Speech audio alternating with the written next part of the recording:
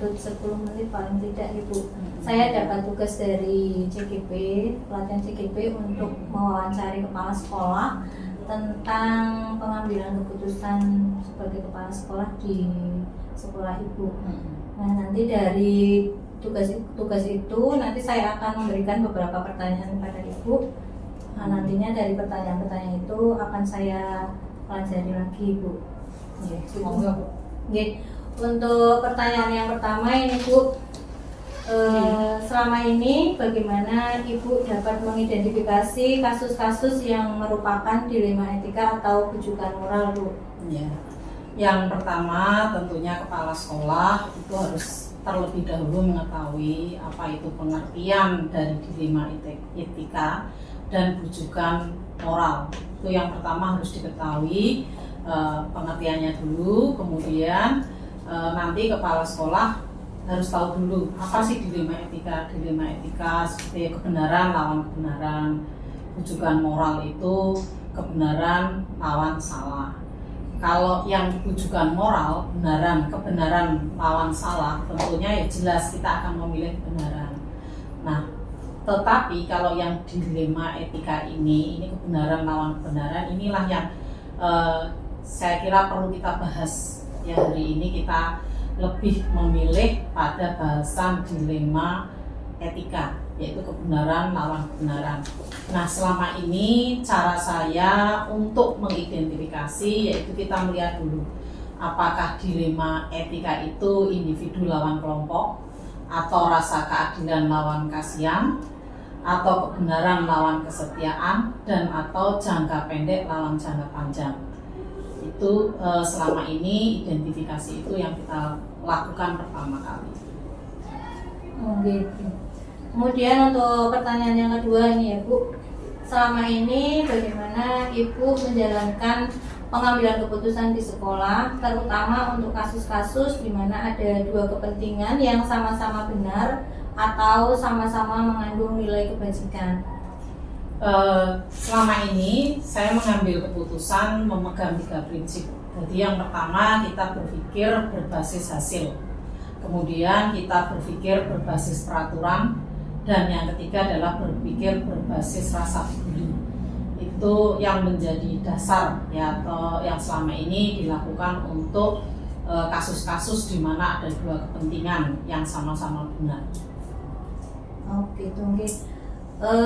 Kemudian untuk pertanyaan yang ketiga ini Bu ya, langkah-langkah atau prosedur seperti apa yang biasa Ibu lakukan selama ini untuk menangani kasus-kasus yang ada?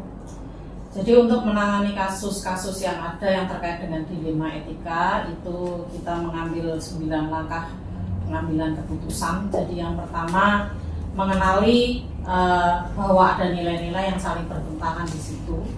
Kemudian menentukan siapa yang terlibat dalam situasi ini.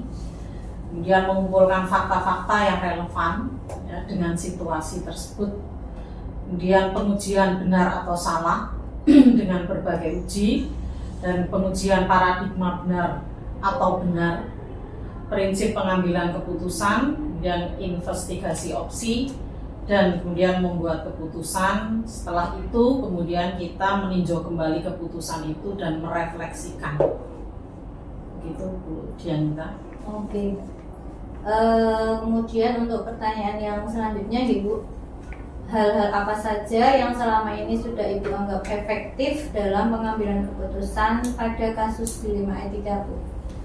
Tentunya yang pertama tadi kita sudah menggunakan 3 prinsip. Jadi untuk pengambilan keputusan itu kita harus berpikir tadi hasil, kemudian peraturannya seperti apa, kemudian rasa peduli, ya. Kemudian juga kita tentunya berkolaborasi, bekerja sama dan bermusyawarah dengan yang pertama dengan teman-teman guru atau warga sekolah, kemudian juga dengan orang tua siswa atau dengan pihak-pihak lain yang terpengaruh atau berpengaruh terhadap kasus tersebut. Dengan adanya kerjasama atau musyawarah ini kita bisa mengambil keputusan yang terbaik, tentunya tadi berdasarkan fakta juga ya, dan selama ini bisa terselesaikan dengan baik. Seperti contoh kasus yang di SMP 3 adalah penerimaan siswa yang berkebutuhan khusus yang pernah terjadi di SMP Negeri 3 ini, di mana terjadi suatu semacam ya bisa dikatakan tarik menarik ya antara dari pihak tertentu yang menyatakan ini harus dipindahkan, tetapi berdasarkan aturan salah satunya bahwa semua sekolah harus menerima anak berkebutuhan khusus, sementara anak ini pun tidak mau pindah dari SMP 3 karena kita tetap harus berorientasi pada peserta didik. Nah, ini akhirnya bisa terselesaikan dengan baik dan ini bisa diterima oleh warga sekolah, baik itu siswa, guru dan sebagainya, dan akhirnya anak ini bisa dibimbing dengan baik di SMP Negeri 3. Oke. Untuk pertanyaan yang selanjutnya Bu ya, hal-hal apa saja yang selama ini merupakan tantangan dalam pengambilan keputusan pada kasus-kasus dilema etika Bu? Yang menjadi tantangan terbesar itu sebenarnya adalah penolakan atau kritikan dari pihak lain. Ini merupakan tantangan besar. Namun kalau kita bisa menerima dengan tetap berpikir positif, insya Allah nanti masukan ini bisa menjadi sesuatu yang baik dan bisa kita masukkan ketika dalam refleksi atau evaluasi penyelesaian kasus tersebut. Ya, jadi prinsipnya kita walaupun itu sebuah tantangan, tetapi itu kalau kita selalu berpikir positif, insya Allah itu nanti akan justru akan menambah wawasan kita untuk penyelesaian kasus tersebut supaya bisa terselesaikan dengan baik. Oke. Kemudian untuk yang pertanyaan selanjutnya Bu, apakah Ibu memiliki sebuah tata cara atau jadwal tertentu dalam sebuah penyelesaian kasus dilema etika? Kemudian apakah Ibu juga langsung menyelesaikannya di tempat atau memiliki sebuah jadwal untuk menyelesaikannya dalam bentuk prosedur seperti apa yang sudah Ibu jalankan? Tentunya ini melihat jenis kasusnya ya. Apakah kasus itu memang harus diselesaikan di tempat? Apabila itu memang harus diselesaikan di tempat, kita selesaikan di tempat. Dan apabila kasus itu memang membutuhkan jangka waktu atau jadwal tertentu, maka kita akan membuat jadwal tertentu untuk penyelesaiannya.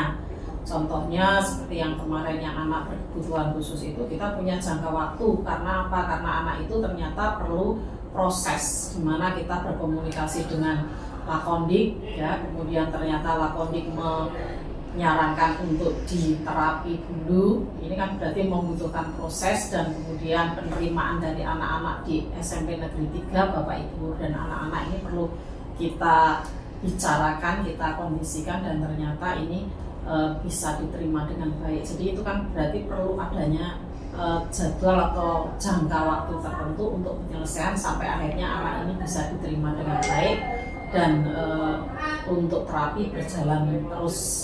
Hasilnya juga cukup memuaskan, anak ini perkembangannya cukup bagus.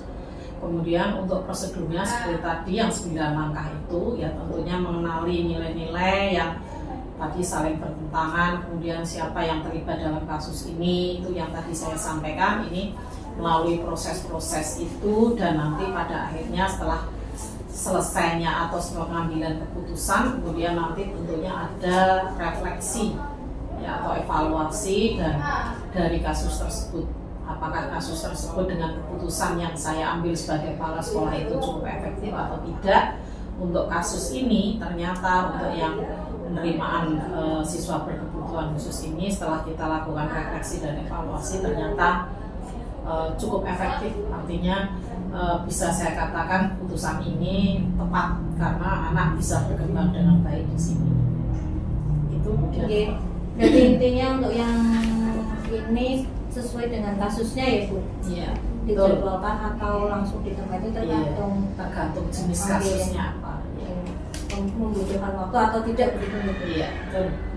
Untuk yang pertanyaan selanjutnya Bu, adakah seseorang atau faktor-faktor apa yang selama ini mempermudah atau membantu Ibu dalam pengambilan keputusan pada kasus-kasus dilema etika? Ya.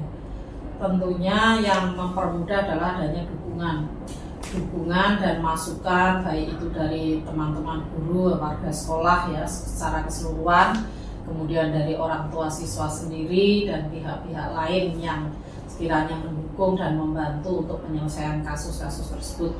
Dalam hal ini seperti yang siswa berkebutuhan khusus itu, di mana ada kerjasama yang baik, ya, dukungan dari Bapak Ibu guru yang bisa menerima, dan ternyata teman-temannya juga bisa menerima dengan baik. Kemudian dari orang tua siswa pun kita bermusyawarah ketika dipanggil mau untuk bekerja sama, sampai dengan untuk mengantarkan anak ini selalu terapi, kemudian komunikasi ke Lakondik. Ini ada kerjasama yang baik, ini adalah suatu dukungan dalam penyelesaian kasus tersebut, termasuk dengan Lakondik dan dari rumah sakit yang dimana dia terapi. Ini kan berarti suatu koordinasi yang baik, ya, yang mendukung untuk penyelesaian kasus tersebut. Ya. Berarti ada kolaborasi gitu dari semua pihak untuk membantu dari keputusan sudah diambil itu. Iya, betul. Untuk pertanyaan yang terakhir ini Bu, dari semua hal yang telah Ibu sampaikan tadi, pembelajaran apa yang dapat Ibu petik dari pengalaman Ibu dalam mengambil keputusan di kasus dilema etika ini Bu? Pengambilan keputusan dilema etika ini membutuhkan pertimbangan yang sangat matang, yaitu tentunya tadi dari data-data, dari fakta-fakta, kemudian dari dukungan, ya, termasuk dari lingkungan. Ini akan bisa kepala sekolah bisa mengambil keputusan yang paling tepat, ya. Jadi kita menurut saya tidak ngawur saja, tapi dengan berbagai informasi, dengan berbagai data, ya, dengan dukungan dari berbagai pihak, ini akan mendukung kita untuk mengambil suatu keputusan yang tepat, ya, yang tentunya berorientasi sekali lagi pada peserta didik. Itu saja kemudian kita ini menjadi pembelajaran bagi kita semua dalam pengambilan keputusan yang terkait dengan dilema etika. Ini memang cukup berat, ya, apalagi dengan CGP calon-calon guru penggerak ini, calon-calon kepala sekolah, sehingga ini betul-betul harus dipelajari, ya. Ini pembelajaran bagaimana kita bisa bertindak atau mengambil keputusan secara bijak pada banyak kasus yang sering terjadi di sekolah. Itu kemudian kita. Bu, terima kasih. Ini merupakan pembelajaran bagi saya, ya Bu. Nantinya kedepannya bagaimana dalam saya mengambil suatu keputusan yang mungkin memang ya dibilang berat, tetapi mungkin dari yang Ibu sampaikan tadi, kolaborasi yang penting, ya Bu. Yeah. Kolaborasi dan memetakan, memutuskannya itu butuh waktu atau tidak, begitu ya Bu. Yeah. Gitu. Dari wawancara ini saya ucapkan banyak terima kasih sekali Bu Runtut, banyak pembelajaran yang saya dapatkan. Nanti kedepannya mungkin kalau ada pertanyaan-pertanyaan lagi, saya bisa datang ke Bu Runtut kembali, Bu. Ya, Terima kasih banyak. Mohon maaf yang sebesar-besarnya ini Bu mengganggu waktunya. Ya. Assalamualaikum warahmatullahi wabarakatuh. Waalaikumsalam warahmatullahi wabarakatuh.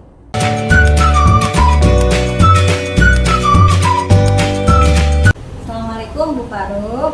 Waalaikumsalam Bu Oke, Dian. ini mohon maaf mengganggu waktunya Bu Faruq, Bu. Enggak Bu, kebetulan pas longgar ini. Oke, harusnya kan Ibu beraktivitas mungkin ya, mengurusin sekolah atau bagaimana, mengawasi Bapak Ibu guru ini. Biasanya iya, karena ini Bu, kalau sudah jam KBM itu tetap nanti ada anak-anak yang alasan keluar dan segala macam, jadi harus dipantau seperti itu. Lari ke kantin, ada ke kamar mandi, padahal main. Seperti ini. Ya, ini mohon maaf ini Bu ya, mengganggu waktunya mungkin 10 menit ke depan ini Bu. Siap. Ini saya itu kan dapat tugas ini Bu dari CGP untuk mewawancarai kepala sekolah tentang bagaimana kepala sekolah itu mengambil keputusan di sekolahnya Bu. Ya, ini saya kesini untuk belajar dengan Bu Faruq bagaimana nantinya Bu Faruq mengambil keputusan di sekolah yang Ibu pimpin. Ya Bu. Nah di sini nanti ada 8 pertanyaan yang akan saya tanyakan ke Bu Faruq, Ibu. Ya. Nah ini langsung aja untuk yang pertanyaan pertama Bu. Selama ini bagaimana Ibu dapat mengidentifikasi kasus-kasus yang merupakan dilema etika atau rujukan moral di sekolah Ibu? Jadi kalau untuk mengatasi masalah itu memang harus dengan kepala dingin ya. Jadi ketika muncul kasus dilema etika itu saya harus mengenal dulu seperti apa kasusnya, kemudian urgent apa enggak. Jadi itu kan akan mempengaruhi saya dalam mengambil keputusan.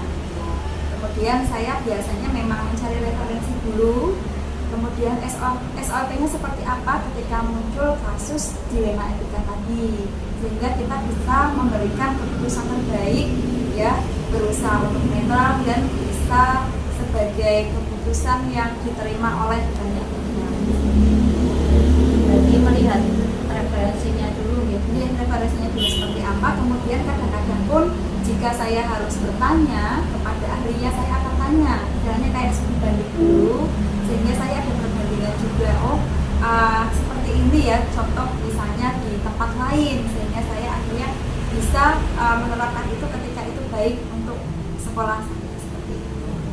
Oke, terima kasih Bu. Kemudian untuk pertanyaan yang kedua ya Bu, selama ini bagaimana Ibu menjalankan pengambilan keputusan di sekolah, terutama untuk kasus-kasus di mana ada dua kepentingan yang sama-sama benar atau sama-sama mengandung nilai kebajikan?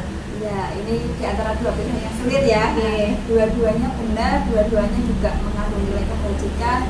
Berarti kita perlu menelaah juga Bu, menelaah, menulis, kemudian nantinya dari dua kepentingan itu kita akan melihat dan memberikan solusinya.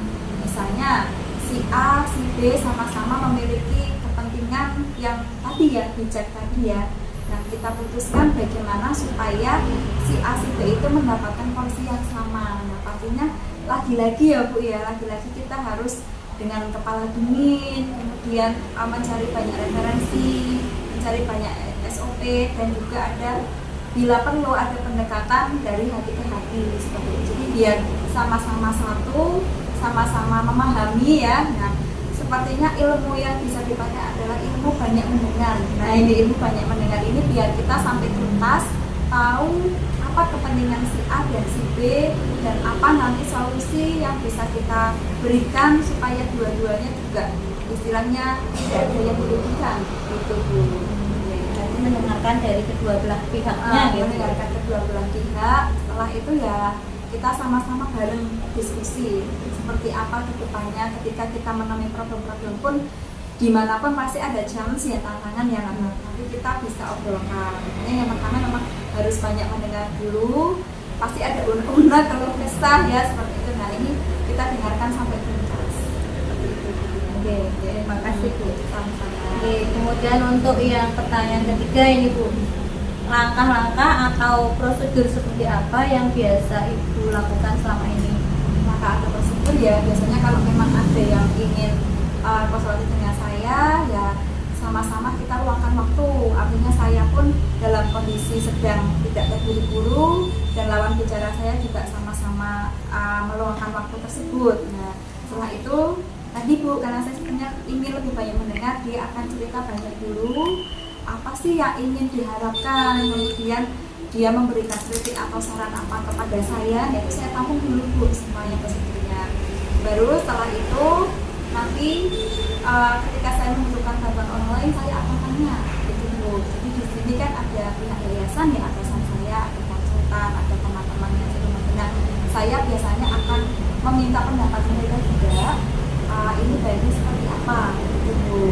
Jadi sebagai apa ya Bu ya, biasanya kalau kita mengambil keputusan kan nggak boleh hanya dari pihak kita saja, tapi kita juga perlu mempertimbangkan hal-hal lain.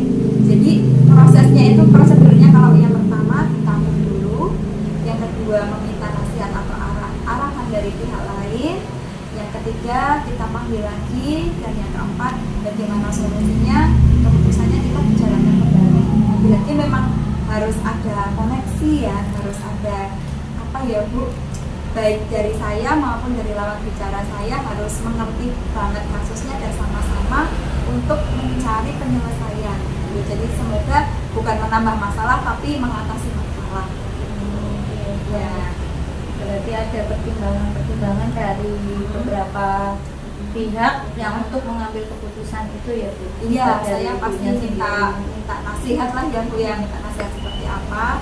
Kalau memang itu baik dan bisa diterapkan ya why not gitu ya. Tapi kalau memang prosesnya kok prosedurnya masih panjang ya mohon bersabar dulu gitu kan, kadang-kadang tidak semua keinginan harus saat itu juga dikabulkan. Nah, kayak gitu. Jadi kita juga perlu memberikan arahan ke lawan bicara kita ketika memang masalahnya itu sedang complicated banget, ya mohon bersabar dulu gitu ya, mohon bersabar dulu sampai kita benar-benar menemukan apa ya solusinya yang pas ya, kita pelan-pelan gitu. Tapi prosedurnya seperti tadi, tidak boleh kita dalam kondisi yang mungkin sedang emosi ya langsung memutuskan atau terburu-buru supaya masalah itu cepat selesai. Jadi tadi perlu istilahnya investigasi, kalau dalam bahasa saya ya investigasi, ini kasusnya apa, apakah urgent apakah tidak, lalu perlu pendamping dari pihak lain atau tidak, bagaimana memutuskan bersama supaya sama-sama keduanya bisa menerima keputusan gitu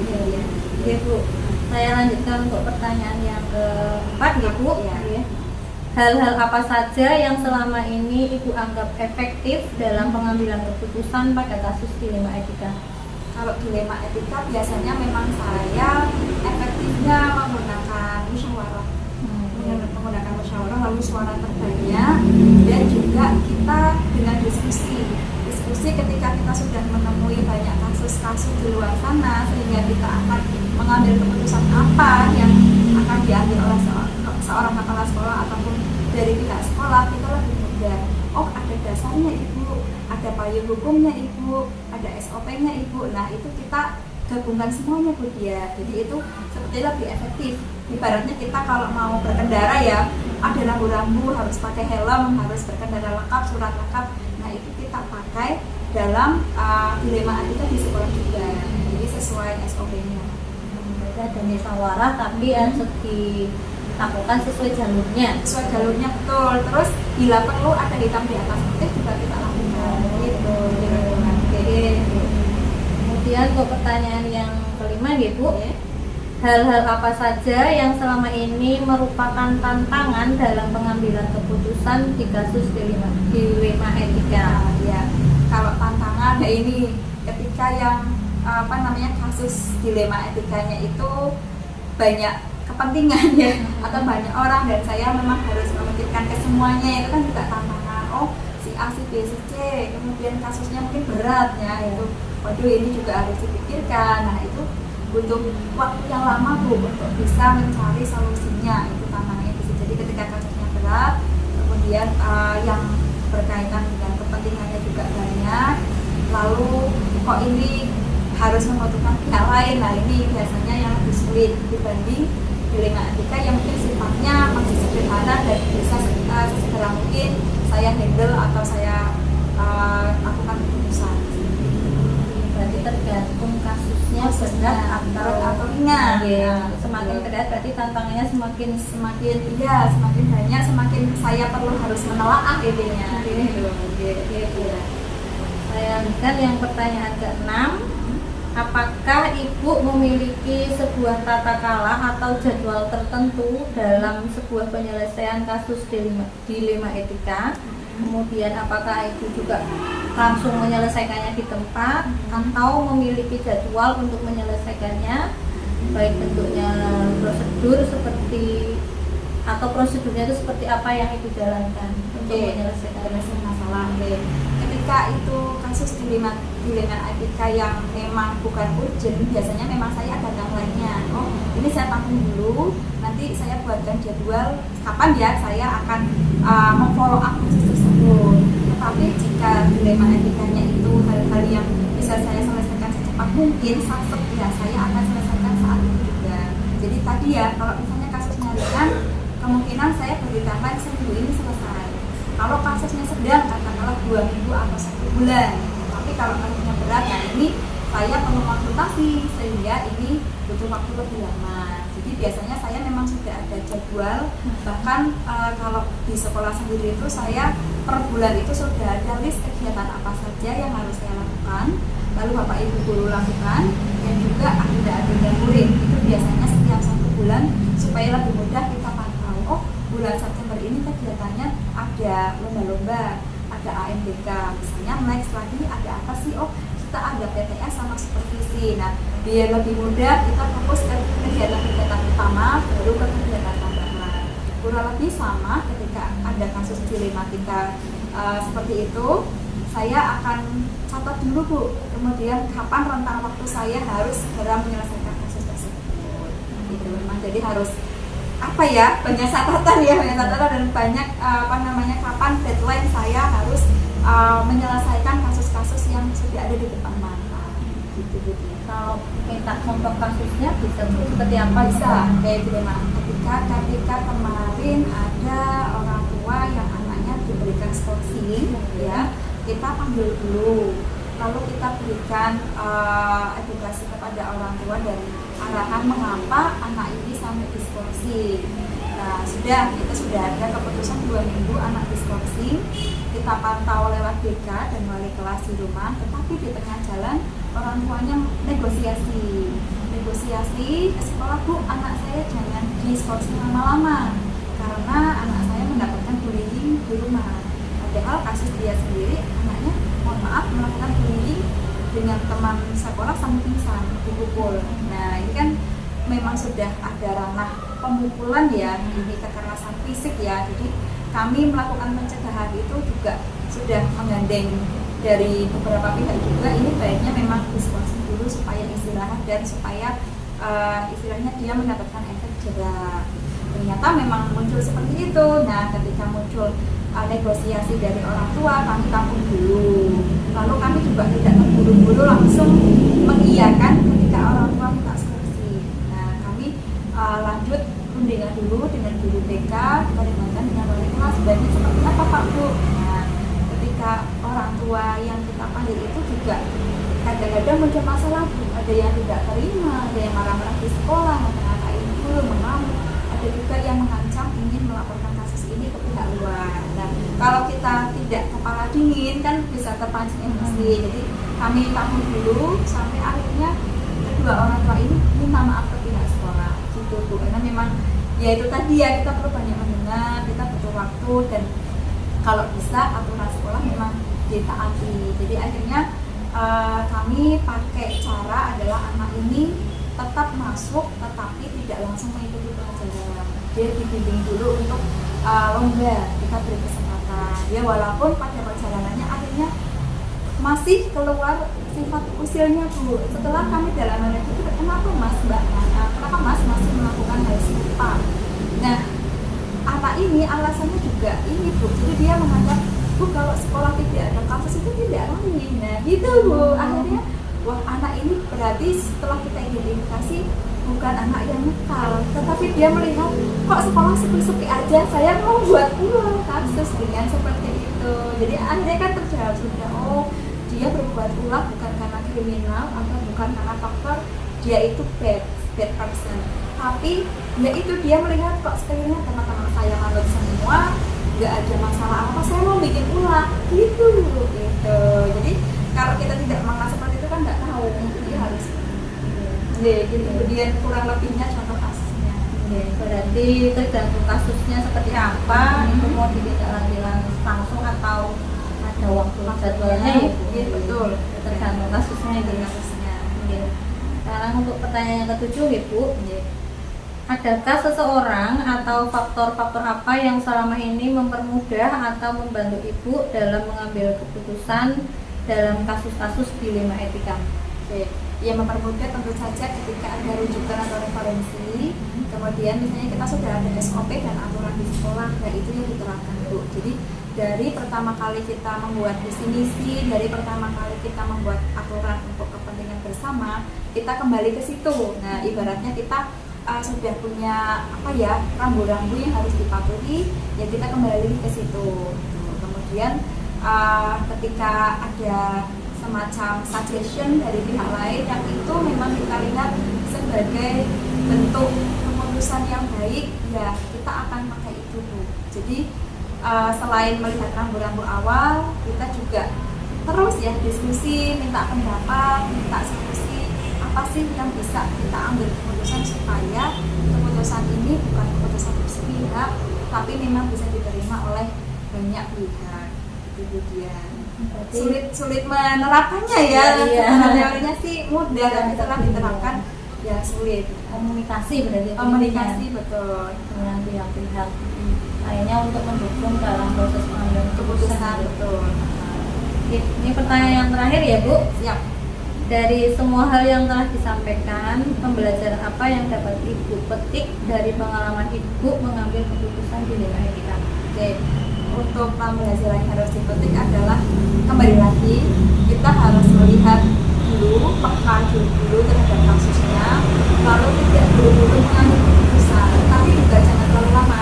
Ya, jadi istilahnya idealnya tuh kita cek ketika ada masalah kita takut, lalu segera kita proses dan kita selesaikan. Ketika sudah selesai, pasti masih ada apa ya listrik lain yang ngantri, kita juga sesuai prosedur seperti itu diselesaikan satu demi satu.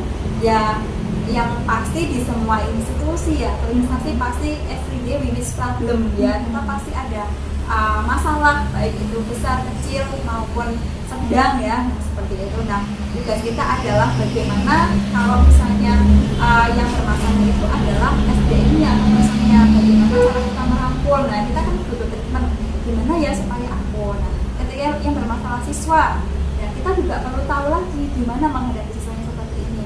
Ketika yang bermasalah orang tua, nah akhirnya kita harus bentuk yang namanya parenting supaya mereka pun mau bekerja sama.